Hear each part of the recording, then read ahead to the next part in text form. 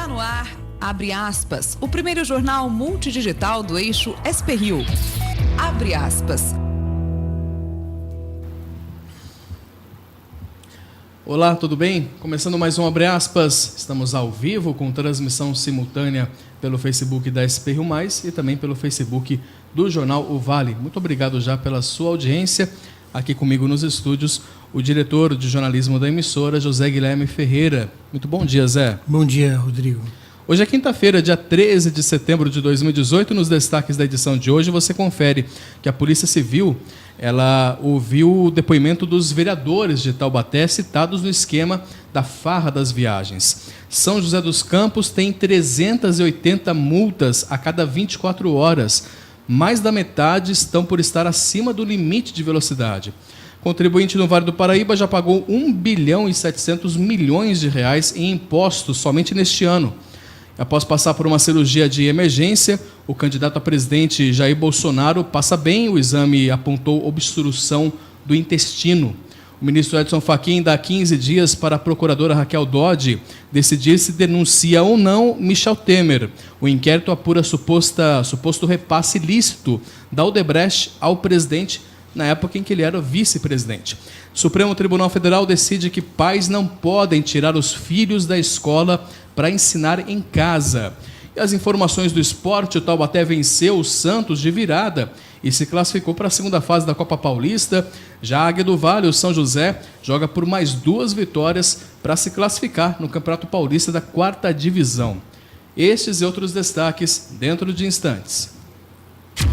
Jornal Abre Aspas.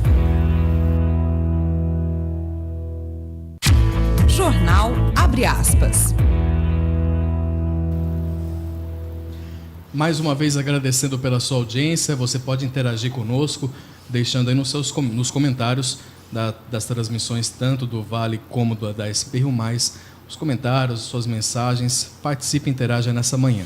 A gente começa a edição de hoje com um comentário do jornalista José Guilherme Ferreira. Eis a questão.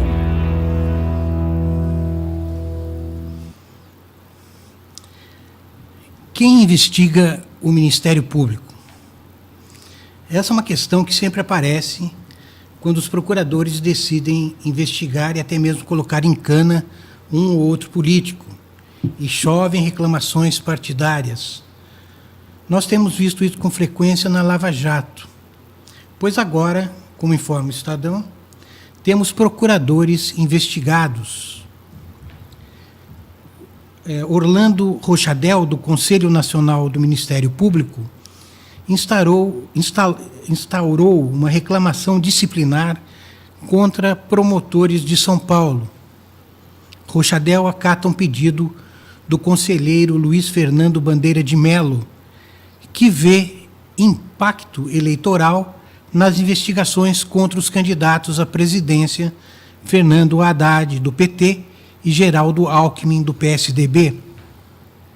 Sob escrutínio também a lisura da instrução que levou o ex-governador Beto Richa, candidato ao Senado pelo PSDB, à prisão. Não está em discussão, entretanto, o mérito das acusações contra os candidatos, e sim uma investigação sobre o calendário que deixou as investigações coladas às eleições. Haveria aí coincidência proposital? O ministro Gilmar Mendes, do STF, vê notório abuso de poder e pede freios. A força-tarefa da Operação Lava Jato em Curitiba não se calou. Em nota, afirmou que repudia qualquer indevida tentativa de constranger o Ministério Público. Bandeira de Mello, que entrou com o requerimento, é amigo de Renan Calheiros e representante do Senado no Conselho. A Lava Jato atacou. Diz que o Ministério Público não dormita nem se omite durante o período eleitoral, como faz o Senado, ao decretar uma espécie de recesso branco, esquecendo-se de seus deveres constitucionais. E vamos falar sobre a corrida presidencial?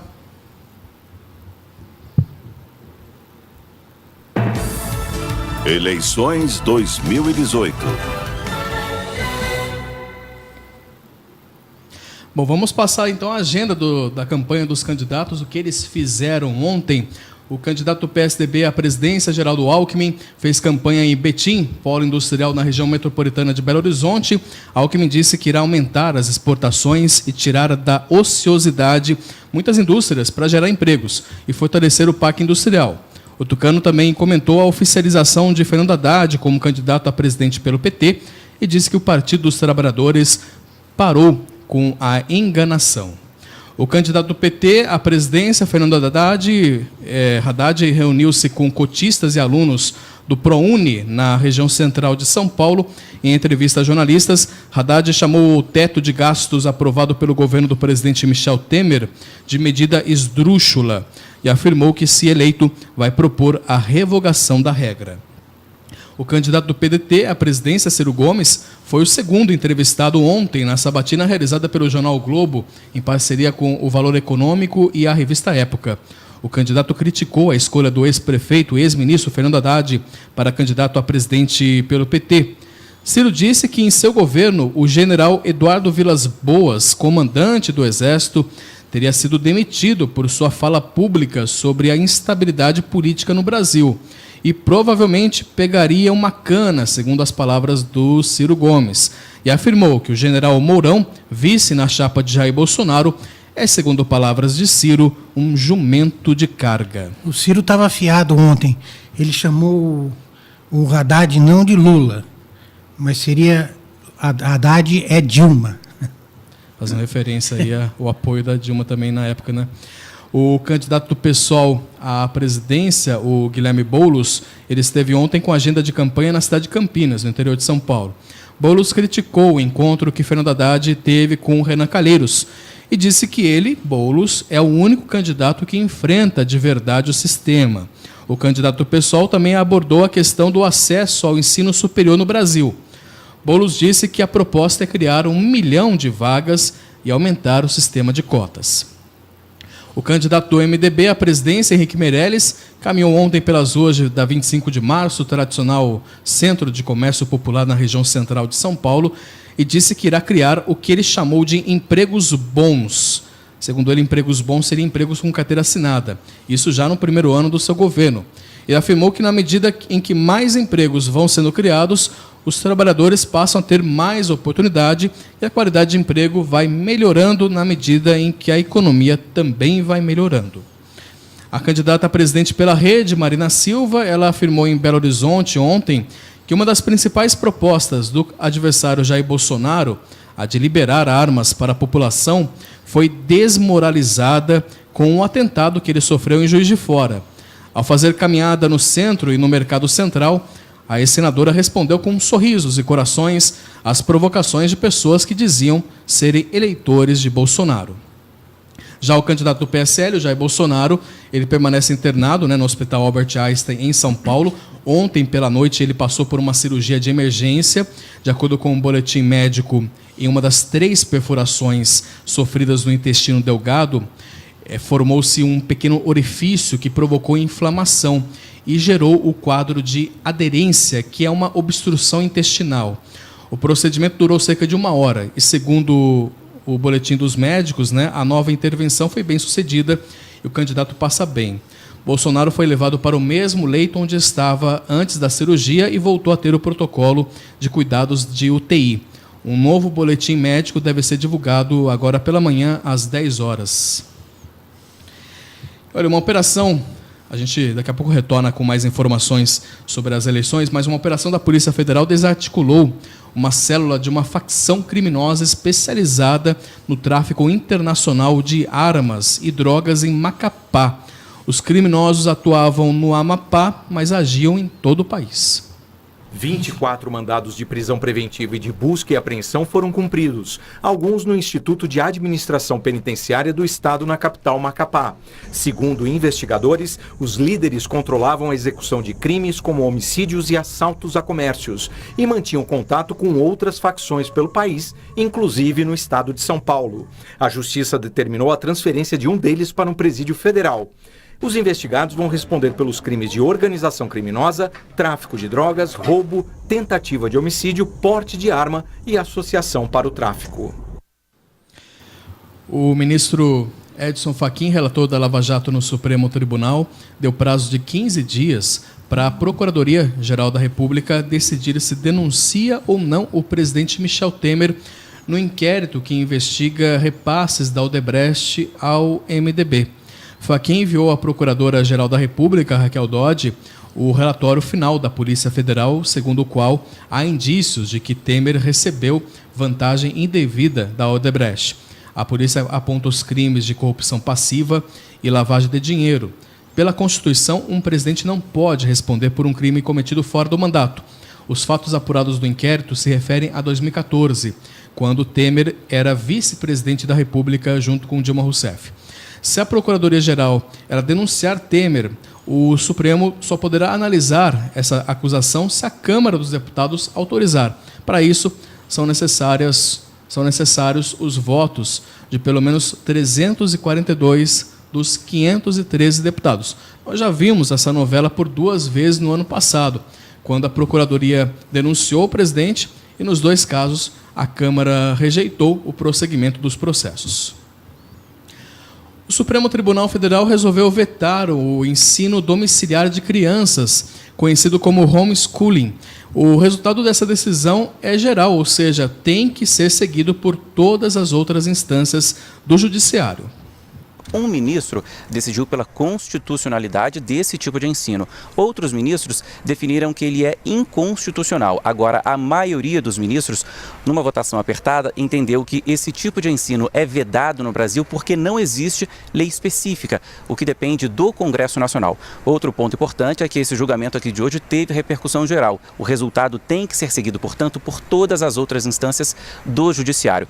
Outro ponto importante é que essa foi a última sessão da ministra Carmen Lúcia como presidente do tribunal. Amanhã assume o ministro Dias Toffoli para um mandato de 2 anos. Muito bem. Falando aqui da nossa região, o consórcio de prefeitos da região aqui do Vale do Paraíba reforça um pedido do Conselho da RM Vale, que cobra do governo do estado os recursos para produzir um plano de desenvolvimento urbano integrado. Esse é o destaque do editor de economia do Jornal Vale, Xandu Alves. Olá, Xandu. Olá, pessoal do Jornal Abre Aspas. O Codivap levanta as demandas da região para a criação de plano regional no Vale do Paraíba. Reunindo os prefeitos da RM Vale, o Codivap, que é o Consórcio de Desenvolvimento Integrado do Vale do Paraíba, Serra da Mantiqueira e Litoral Norte, vai cobrar do governo estadual recursos para a produção de um plano de desenvolvimento regional para o Vale do Paraíba. Para tanto, o órgão reúne as demandas de cada município com foco na elaboração de um projeto para a macrometrópole do Vale, em áreas como infraestrutura, mobilidade e segurança.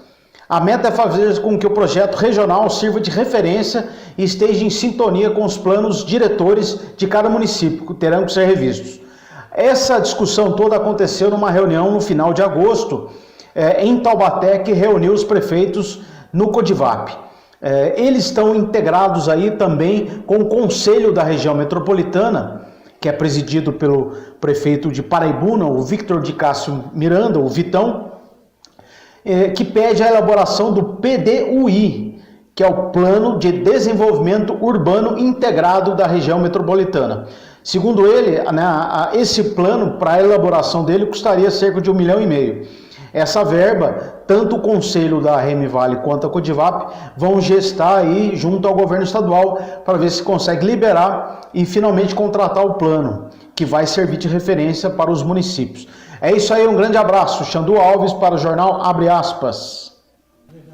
Os prefeitos do Codivap estão querendo também que se resolva essa questão do trem intercidades, né? Que seria uma boa aqui para a nossa região. A Câmara de Jacareí aprovou na sessão de ontem o projeto do prefeito Isaías Santana, que prevê a remissão de multas a munícipes que regularizarem a construção ou ausência de calçadas e muros em imóveis. O projeto aprovado aguarda a sanção do Executivo para entrar em vigor ou, em caso de veto às emendas aprovadas, a rediscussão das modificações na Câmara Municipal. Outro projeto aprovado pelos vereadores foi o projeto de lei que cria o Código de Obras e Edificações de Jacareí, projeto esse que foi adiado à votação por 3 vezes, diante de discordâncias levantadas pela Associação dos Engenheiros e Arquitetos de Jacareí em vários pontos do documento. Após um acordo com o prefeito Isaías Santana, que estabeleceu que o projeto será modificado após 30 dias, o projeto então foi aprovado com algumas emendas modificadas ontem na Câmara de Jacareí. A Polícia Civil já ouviu os 14 parlamentares citados no escândalo da farra das viagens, revelado pelo jornal Vale no mês de julho. Todos os depoimentos foram prestados na terça-feira na Delegacia Seccional de Taubaté. O conteúdo dos depoimentos não foi revelado, mas a reportagem do jornal Vale apurou que os parlamentares mantiveram o posicionamento informado ao jornal desde que os fatos foram divulgados, de que não cometeram nenhuma irregularidade. Em julho, o jornal revelou que vereadores inflavam os gastos nas notas fiscais para engordar o reembolso que receberiam do Legislativo. A Polícia Civil investiga se os parlamentares cometeram um crime de peculato, que prevê penas de reclusão de 2 a 12 anos. Além da polícia, o Ministério Público também investiga o caso, mas na esfera civil. Após a conclusão do inquérito, a promotoria decidirá se denuncia os envolvidos por improbidade administrativa. Nesse caso, se forem condenados, podem perder a função pública, ter os direitos políticos suspensos por até 10 anos e ainda pagar multa, além de terem que ressarcir os valores recebidos indevidamente. Tentando negar o inegável, né? Contra fatos não há argumentos, né? Enfim. A Vara da Fazenda Pública de Taubaté, ela recebeu a inicial de uma ação em que o ex-prefeito da cidade, Roberto Peixoto, foi denunciado pelo Ministério Público por improbidade administrativa. Com a decisão, o ex-prefeito virou réu no processo e que terá seguimento. Na ação protocolada em julho, o MP, o Ministério Público, pedia liminarmente o bloqueio dos bens de Peixoto e de uma servidora, Silvana Rocha, que chefiava o antigo projeto do Ametra, que é um amparo ao menor trabalhador. Essa antecipação de tutela foi negada pelo juiz Paulo Roberto da Silva. Ao fim do processo, caso sejam condenados, os 2 réus poderão perder a função pública se houver, ter os direitos políticos suspensos por até 8 anos e pagarem multa. Tanto o ex-prefeito Roberto Peixoto quanto Silvana Rocha negam irregularidades nesse caso. O prefeito de São José dos Campos, Felício Ramute, ele afirmou que o seu governo busca recursos para que a arena de esportes da cidade seja entregue ainda em sua gestão até 2020. O prefeito foi até o local e publicou um vídeo em que ataca a gestão do ex-prefeito Carlinhos Almeida, do PT, pelo abandono da obra, paralisada desde 2013. Essa era uma obra que estava sendo executada na gestão do prefeito Eduardo Cury. Na transição existia recursos para a conclusão dessa obra, mas infelizmente na gestão do PT eles optaram por abandonar esta obra, por considerar que talvez ela finalizada seria um símbolo da gestão. Então eles resolveram paralisar a obra, trazendo prejuízo para mim, para você, para cada cidadão de São José dos Campos. O prefeito de São José, o complexo começou a ser construído na gestão do Eduardo Cury, do PSDB, em 2011, e deveria ter sido concluído em 2012, mas atrasou e foi interrompido pelo governo Carlinhos Almeida, do PT, isso em maio de 2013. Na época, uma avaliação apontou alterações no projeto durante a execução da obra, feita pela construtora Recoma. No ano passado, a Secretaria de Obras do governo apresentou um levantamento de que a obra precisaria de um orçamento de 40 a 50 milhões de reais para ser concluída. Originalmente, a obra foi licitada a 33 milhões de reais. Procurada, a antiga gestão petista afirmou que a obra foi entregue já atrasada na transição e que o governo Carlinhos Almeida tentou evitar a paralisação da obra, o que foi impossível diante das graves irregularidades cometidas pelo governo de Eduardo Cury, diz a nota. Ainda na nota, o PT afirmou que, abre aspas, a lei não permite licitar uma obra com um projeto e depois realizá-la com outro, tão descaracterizado como foi esse caso, muito menos que a própria empresa responsável pela construção faça o projeto, fecha aspas. Essa novela perdura e vai continuar ainda, mas pelo menos o prefeito Felício Ramute já se comprometeu a tentar viabilizar essa obra até o final do seu mandato e tocar essa gestão. É, infelizmente, um desperdício de dinheiro ver aquela obra toda parada ali. Nós vamos ficar de olho, não é isso? Vamos acompanhar. Olha, São José dos Campos teve 383 multas de trânsito aplicadas por dia nos primeiros 7 meses deste ano. Ao todo, segundo informações da Prefeitura, foram 80.793 infrações no período de janeiro a julho deste ano. O número apresenta uma diminuição de 9,2% na comparação com o mesmo período do ano passado. No ranking das principais infrações na cidade, quem lidera são as multas por transitar acima da velocidade permitida. Na sequência, aparecem estacionar em lugar irregular, além de dirigir falando ao celular, avançar em sinal vermelho e dirigir sem o cinto de segurança. Juntas, essas 5 principais infrações representam 77.241 multas, o que representa 96% do total de multas aplicadas nos primeiros 7 meses do ano. 8h10, nós estamos ao vivo aqui com o Jornal Abre Aspas, agradecendo a sua audiência. Nós vamos para um breve intervalo e você continue na audiência, continue participando conosco aqui ao vivo, interaja conosco nos comentários. Já já retornamos com mais informações. Jornal Abre Aspas. Jornal Abre Aspas.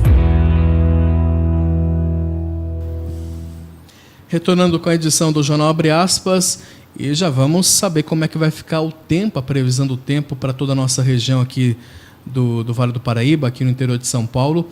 E aí, Caio Souza, fala. Fala, Rodrigo Fernandes, muito bom dia. E ventos que estão soprando lá em altos níveis da atmosfera vão deixar essa quinta-feira com um dia bem instável, bem estranho, na verdade. Nós vamos ter aí um dia de nebulosidade bastante variada, vamos ter momentos em que o sol vai aparecer com mais intensidade, momentos que teremos o céu um pouco mais nublado, e já a partir da tarde, no final da tarde, na verdade, a gente tem possibilidade sim de chuva em pontos isolados. Mas a gente precisa ficar atento hoje com a questão do vento. Desde ontem à noite a gente já está registrando aí umas rajadas ocasionais e isso deve continuar hoje. Nós teremos um vento soprando com intensidade moderada ou ocasionalmente forte e inclusive pode atrapalhar em algum momento a travessia de balsas lá entre São Sebastião e Ilhabela. As temperaturas hoje vão ficar estáveis em comparação ao que a gente viu ontem. A máxima prevista na região do Vale do Paraíba é de 24 graus. Na capital paulista teremos 23, no litoral norte também 23 e na Serra da Mantiqueira 19 graus de máxima. Caio Souza, direto da Sala de Operações do Tempo Vale para o Jornal Abre Aspas. Obrigado, Caio, pelas informações. Cerca de 300 metalúrgicos da fábrica de Jacareí da Caoa Sherry estão em férias coletivas. A produção foi suspensa neste mês para adequar a unidade para a fabricação do Arriso 5, que é o terceiro modelo da fábrica, que já produz, o Sherry QQ e o Tigo 2. Segundo o Sindicato dos Metalúrgicos, os trabalhadores foram afastados em grupos, sendo que o último parou de trabalhar nessa semana. A previsão do sindicato é de que o novo modelo seja fabricado em pré-série logo na retomada das atividades. O Arriso 5, que terá a produção iniciada em outubro na região de Jacareí, na fábrica de Jacareí, deve ser apresentado oficialmente pela marca em novembro no Salão do Automóvel de São Paulo. Vamos aos indicadores financeiros. Na sua tela já você vai acompanhar a cotação das principais moedas. E o dólar comercial ele fechou ontem em queda de 0,21% a R$ 4,14 na venda, após uma forte alta na véspera, em sintonia com o mercado externo e também de olho no cenário eleitoral do Brasil. Já o dólar turismo fechou em queda de 0,23%, cotado a R$ 4,31 para venda sem considerar a cobrança de IOF. Já o Ibovespa, principal índice da Bolsa Brasileira, fechou em alta de 0,63%. O valor pago em impostos federais, estaduais e municipais aqui na região do Vale do Paraíba, até o mês de setembro deste ano, já é 10,61% maior do que o do mesmo período de 2017. Quem traz esse destaque novamente é o repórter Xandu Alves. Amigos e amigas, Jornal Abre Aspas, olá para todo mundo. O contribuinte do Vale Paraíba já pagou 1 bilhão e 700 milhões de reais em impostos de janeiro a setembro deste ano. Essa conta é feita pelo Impostômetro, que é uma ferramenta online da Associação Comercial de São Paulo, que mede e apura a arrecadação de impostos desde o início do ano. O valor representa o total de tributos federais, estaduais e municipais, incluindo taxas, contribuições e impostos pagos pela população. Sabe o que dá para fazer com essa montanha de dinheiro? Pois bem, o Vale fez essa conta. Você pode construir, por exemplo, 560 prédios de UPA, Unidade de Pronto Atendimento, 24 horas. Ou 110 escolas para 1.000 alunos. Ou talvez comprar 9.400 ambulâncias do SAMU, o Serviço de Atendimento Móvel de Urgência. Ou ainda construir 1.130 creches para até 200 crianças. No Vale, o pior de tudo é que além dessa montanha de dinheiro pago em impostos, o valor deste ano representa 10,61% acima do montante pago no ano passado, de janeiro a 12 de setembro, que foi de 1,5 bilhão. A taxa de crescimento dos tributos no Vale Paraíba é maior do que a nacional, que foi de 9% neste ano, e a estadual, que foi de 9,16%. Até esta última quarta-feira, no Brasil, os impostos alcançaram 1 trilhão e 600 bilhões de reais. No estado de São Paulo, o valor chegou a 600 bilhões de reais. É isso aí, um grande abraço. Xandu Alves para o Jornal Abre Aspas. Obrigado, Xandu. A gente vê o impostômetro lá em São Paulo, né, aqueles numerozinhos correndo. É interessante o Vale fazer esse recorte para a região nossa do Vale do Paraíba, o quanto a gente paga de impostos nesse país. Muito bem.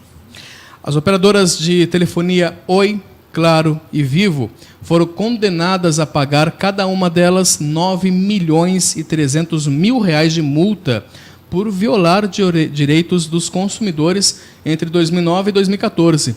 Esta é a maior multa já aplicada pelo Departamento de Proteção de Defesa do Consumidor, que é um órgão ligado ao Ministério da Justiça. Segundo o relatório do órgão, as empresas cometeram irregularidades na venda dos chamados serviços adicionais, que são aqueles aplicativos de jogos pagos, contratação de notícias por SMS ou aqueles horóscopos diários que muitas vezes a operadora, né, insiste para que você possa assinar e receber o horóscopo do dia no seu celular. Enfim, além disso, são apontadas cobranças erradas, muitas vezes superiores ao que foi efetivamente entregue ao cliente ou por serviços nunca contratados. Para o departamento, anúncios de produtos das operadoras induziam o consumidor ao erro. Os recursos das multas são destinados ao Fundo de Defesa dos Direitos Difusos, vinculado ao orçamento do Ministério da Justiça. A JBS concluiu o pagamento antecipado de parcelas de 2 bilhões de reais de dívidas com bancos brasileiros que venceriam em 2019 e em 2020. O pagamento faz parte de um acordo de normalização que a Gigante de Carnes fechou com instituições financeiras. Em meados do ano passado, a JBS fechou acordos com vários bancos para estabilizar por 12 meses cerca de 20 bilhões e meio de reais em dívidas. A JBS fechou o segundo trimestre com prejuízo líquido de pouco mais de 826 milhões de reais. O resultado representa uma piora em relação ao igual período de 2017, quando a empresa lucrou 474 milhões de reais. A Caixa vai começar a oferecer, a partir do dia 26 de setembro, um empréstimo consignado com o uso do FGTS como garantia. A informação foi confirmada ontem pelo Ministério do Trabalho. Para o trabalhador, a garantia é de 10% do valor do FGTS, mais o valor referente aos 40% de uma eventual multa por demissão. No ato da assinatura da contratação desse financiamento, a Caixa ela criará uma conta à parte contendo essas garantias. Os juros não vão poder ultrapassar 3,5% ao mês e o prazo de pagamento será de 48 meses, segundo o que informou o Ministério do Trabalho. Bom, a Apple a Apple anunciou ontem a nova geração de seus smartphones. O iPhone X, iPhone XS, o iPhone XS, o iPhone XS Max, aliás, com a maior tela já criada pela marca, e o iPhone XR.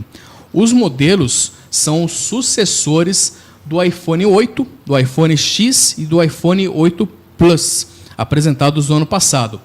Eles serão vendidos nos Estados Unidos a partir do dia 21 de outubro. O iPhone XR será vendido a partir do dia 26 de outubro e irá custar $749. Já antes, no dia 21 de setembro, começa a ser comercializado o iPhone XS por $999 e o iPhone XS Max por $1.099. Por aqui no Brasil ainda não há uma data para ser comercializado.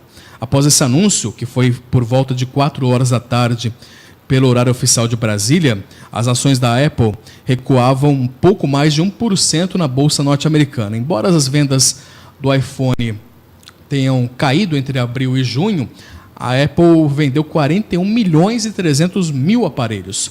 A estratégia de oferecer produtos de alta qualidade permitiu que a Apple aumentasse em 20% o seu faturamento de smartphones graças a seus altos preços. O dólar está elevado, a gente pode comparar os preços norte-americanos, mas não dá para comparar porque sempre chega aqui no Brasil um valor muito mais alto do que o comercializado lá. E há público que compre, Então, portanto, a Apple não vai mudar essa política, já que tem um público grande também que compra os seus smartphones. É só ver durante o lançamento, filas e filas para adquirir o produto.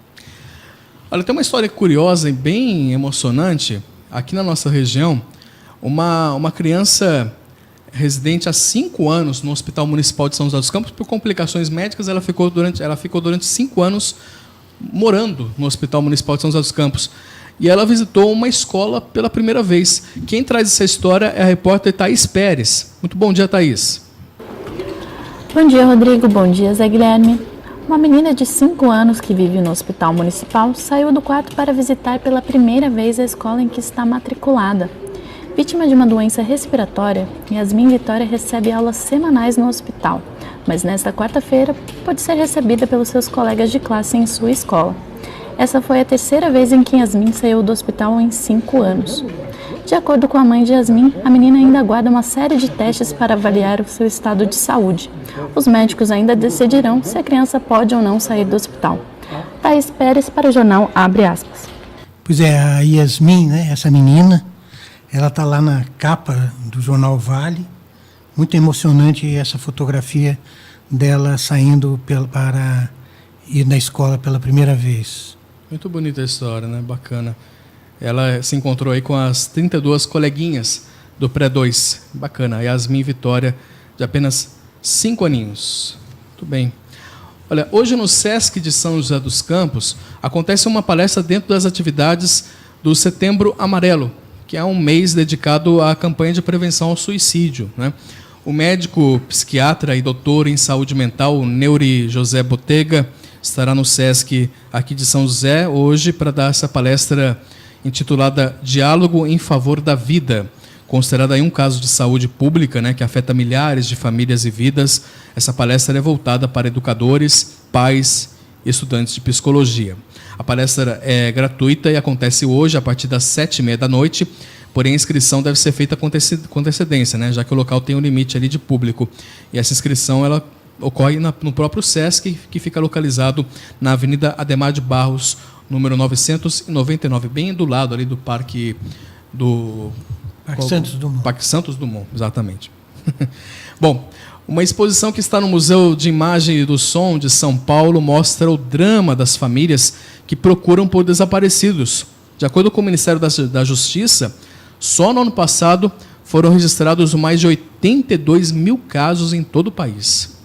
Uma história sem ponto final e uma angústia que se prolonga desde 11 de julho de 2013. A Débora espera o retorno do filho Caio, de 17 anos, desde que saiu de casa em Itanhaém, litoral de São Paulo. No dia seguinte, ele não chegava, eu liguei no telefone dele, né? E ele falou: mãe, eu estou resolvendo umas coisas aqui, daqui a pouco eu estou em casa.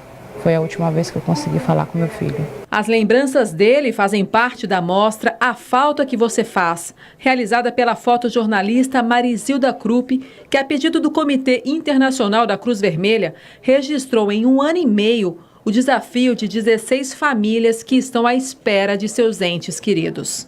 O visitante tem uma experiência de imersão no drama dessas pessoas. Aqui, cercado por relatos e imagens, o papel do espectador diminui e é muito forte a empatia que sentimos frente ao sofrimento dessas pessoas. A verdade é que a gente não sabe nada de uma realidade que é muito presente e é muito atordoante. Um estudo realizado pelo Fórum Brasileiro de Segurança Pública entre 2007 e 2017 mostrou que foram notificados cerca de 787 mil pessoas desaparecidas. É como se toda a população de Santo André, cidade do ABC Paulista, de repente sumisse. Em todo o país, outras 82.684 pessoas desapareceram.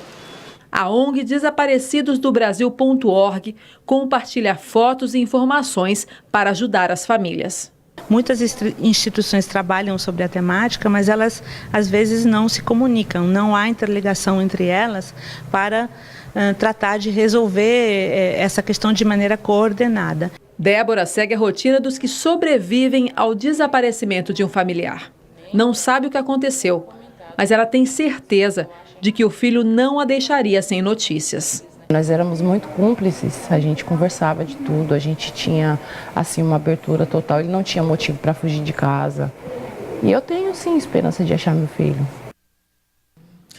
Muito bem, aí um tema importante e bastante complicado para as famílias, né? Ter que tratar sobre essa questão toda do desaparecimento, ficar sem notícias, e essa exposição vem trazer um pouco de conforto aí, e também de esperança para que essas pessoas desaparecidas sejam encontradas.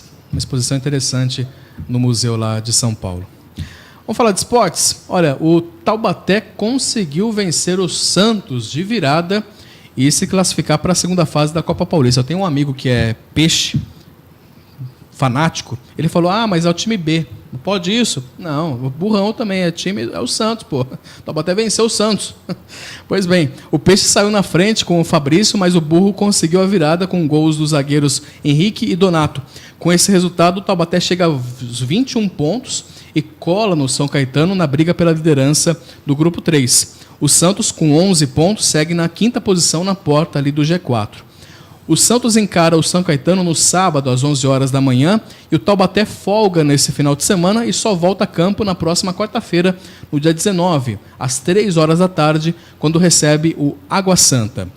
Em outra partida pela Copa Paulista, com times da região, o Bragantino, enfim, comemorou uma vitória no torneio, após 8 jogos sem vencer, e a vitória foi de goleada, viu? O Massa Bruta bateu o Água Santa por 4-1 na noite de ontem, no estádio Nabi Abichedid, pela 9ª rodada do grupo 3. Léo Jaime 2 vezes, Anderson Ligeiro e Fernandinho fizeram os gols do Braga e Luan Dias marcou para os visitantes. O Bragantino agora soma 7 pontos e continua na 6ª colocação com uma vitória, 4 empates e 4 derrotas. O Água Santa é o 7º e último colocado do grupo com 2 pontos, 2 empates e 8 derrotas. No sábado agora, o Água Santa recebe o São Bernardo e o Bragantino joga no domingo contra o Santo André, no estádio Bruno José Daniel, lá em Santo André. As partidas são válidas pela 12ª rodada da Copa Paulista. E falando do Campeonato Paulista da 4ª Divisão, a Águia do Vale, o São José, agora só precisa de mais 2 vitórias, viu, para se classificar às semifinais do torneio, sem depender de nenhum outro resultado. Essa situação é por conta da vitória por 2-0 sobre o Flamengo em casa na noite da última segunda-feira, no estádio Martins Pereira, aqui em São José, que colocou o São José na liderança do grupo 11. No próximo domingo, o time comandado pelo técnico Ricardo Costa visita novamente o Flamengo a partir das 10 da manhã, lá em Guarulhos. Depois recebe o Comercial no Martins Pereira, dia 22, e visita a Francana, dia 29, lá em Franca. Com 6 pontos, a Águia leva vantagem sobre o Flamengo no saldo de gols. O Comercial está em terceiro, com 4 pontos, enquanto a Francana está na lanterna com 1. Uma nova vitória da Águia em Guarulhos e até mesmo um empate contra o Comercial em casa podem garantir a classificação.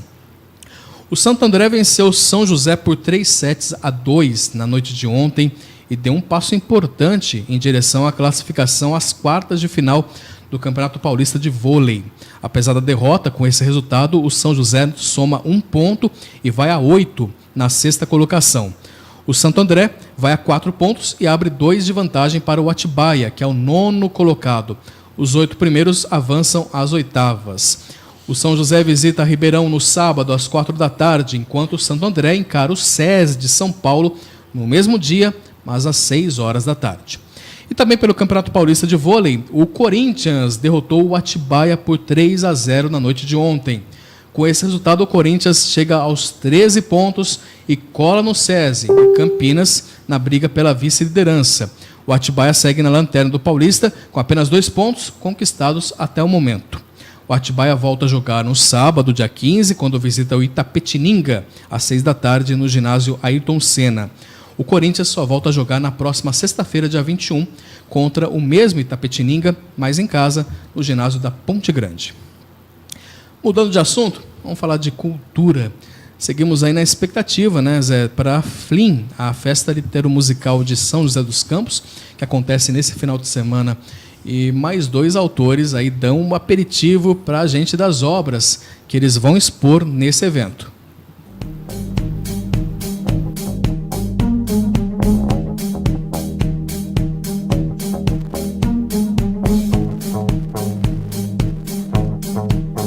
Mas aí o tempo mais um pouco foi passando e mamãe foi percebendo, notando que a pele baunilha de seu filho ia se acanelando, tons de chocolate mais acentuados nos joelhos e cotovelos, a sola dos pés e a palma das mãos se diferenciando do restante da pele de todo o corpo, o cabelo com toques castanhos. Com o passar do tempo para depois do primeiro ano, foi se fixando a cor daquele exato instante em que o dia vira noite, o momento único em que a noite passa a dia, em que a aurora eiva de dourado a pele negra da noite, quando aquele azul soleado do céu se transforma naquele campo azulão todo marchetado de estrelas. Trufa de chocolate noir olé, pudim e sorvete de marrom glacé, um luxo, gugucho ninucho. Lentamente, a sensação de desconforto aumentava. Mãos frias, suor brotando de suas frontes. O coração apertado no peito. O tique nervoso indo e voltando.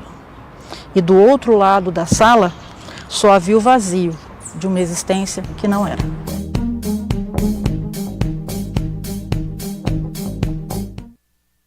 A FLIM acontece nos dias 15, 16 e 17, agora dessa semana, no Parque Vicentina Aranha, aqui em São José dos Campos. Amanhã, mais 2 autores, aqui dentro do Jornal Abre Aspas, dão esse aperitivo das obras que irão expor nesse final de semana lá na FLIM. E a gente vai acompanhar, né? Até mesmo tentar ir lá, acompanhar. E é importante, é bacana, aberto ao público, aí vá prestigiar a cultura nossa, a cultura regional. Tem muitas atrações importantes e interessantes, né? Zé, muito obrigado mais uma vez pela companhia, pela parceria. A gente se encontra amanhã. Até amanhã, Rodrigo. Obrigado para você, muito obrigado pela sua audiência, obrigado por estar conosco aí durante essa hora. Lembrando que o conteúdo na íntegra você acompanha no site sprriomais.com.br e, claro, fica aí disponível o vídeo nas páginas do Facebook do Jornal Vale e também da SP Rio Mais. Muito obrigado, uma ótima quinta-feira e até amanhã.